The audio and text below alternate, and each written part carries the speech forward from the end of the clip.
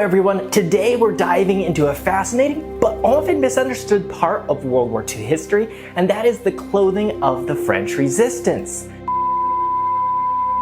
Hey, in case you missed my last video, this is a new type of content to my channel, and well, it's the inspiration behind a lot of my projects and tool things that I share, and that is World War II history and reenacting. Both things I really like, they're part of my hobby, so I'm excited to share that with you guys.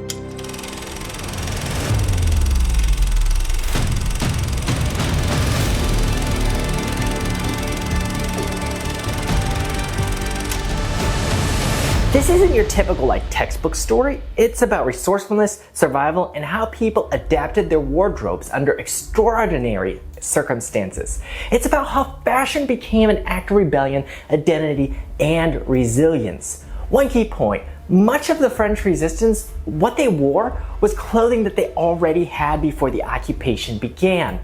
Once France fell under German control, the ability to buy new garments and fabric or even repair supplies was severely limited. For those building historically accurate impressions, or even those who are just trying to understand what these people were living through, your best reference might be civilian mail order catalogs from before the war. US catalogs can even help here, since access to French ones is severely limited.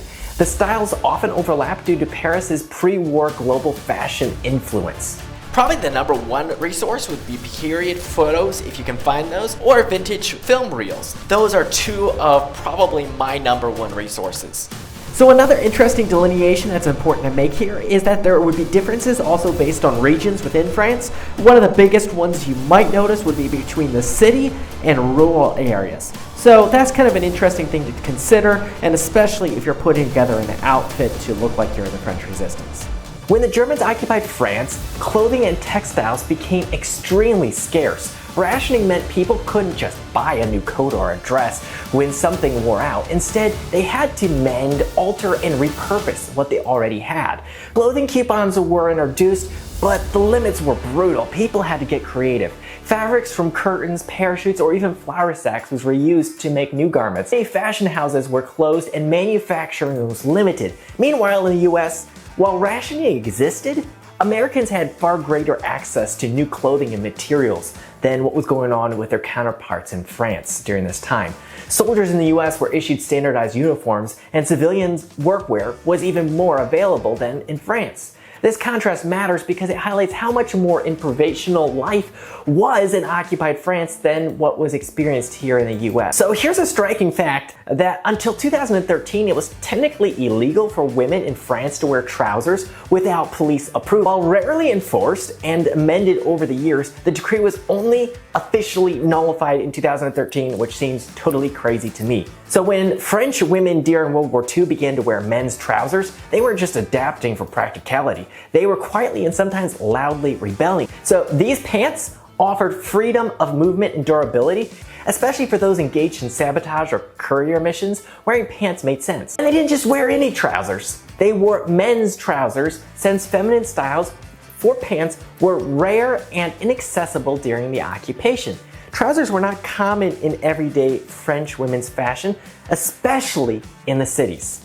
But for women in the resistance or rural work, they were a form of necessity. Many women simply used what was available, their husbands, their brothers, or even a captured military issue men's trousers.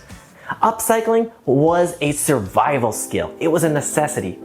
Women transformed men's worn-out trousers into skirts, resized men's shirts, and sometimes sewed whole outfits from blankets or discarded clothes. Even children's clothing was passed down, patched, and reused far beyond its intended lifespan. For resistance fighters, clothing served a dual purpose: keep warm, all those practical things, and to carry what you needed. Long coats with hidden pockets for weapons or documents, or military boots worn to the point of collapse, mismatched layers of camouflage and survival. This wasn't about looking the part, it was about living through it and surviving. We often think of wartime clothing as uniforms, but in occupied France, the environment shaped everything. People had to dress for survival, resistance, and sometimes so that it could disappear. Clothing had to be inconspicuous, yet functional. It had to facilitate movement, allow for escape, or carry tools for sabotage. This complexity is often lost when people try to build a resistance kit around movie aesthetics. The real story is grittier, more desperate, and more human. If you're into history, DIY, or just love knowing how people solved impossible problems, there's a lot to learn here. Clothing in occupied France wasn't just fabric. It was a symbol of identity, practicality, and defiance. For reenactors, remember, authenticity isn't about pristine gear. It's about looking like someone who had to make do with what they had. Someone whose coat was a little too big, whose boots were repaired 3 times, whose trousers used to be her brother's pants. I'm on the hunt for more digital source materials about the French Resistance, their clothing, their gear, their stories. Living in the US makes it a little harder to access many archives tucked away across Europe. If you or your family have any first-hand knowledge or vintage photographs, documents, or even access to mail-order catalogs or museum exhibits, please reach out. Every detail helps piece together a richer picture of what went on. Dive into the real story behind French Resistance. Discover how scarcity shaped fashion and why practical repurposed garments matter more than style. Check out the video's description to learn more and explore the resources behind this deep dive. Subscribe now and keep the past alive. Tools moving and creativity flowing with every brave build.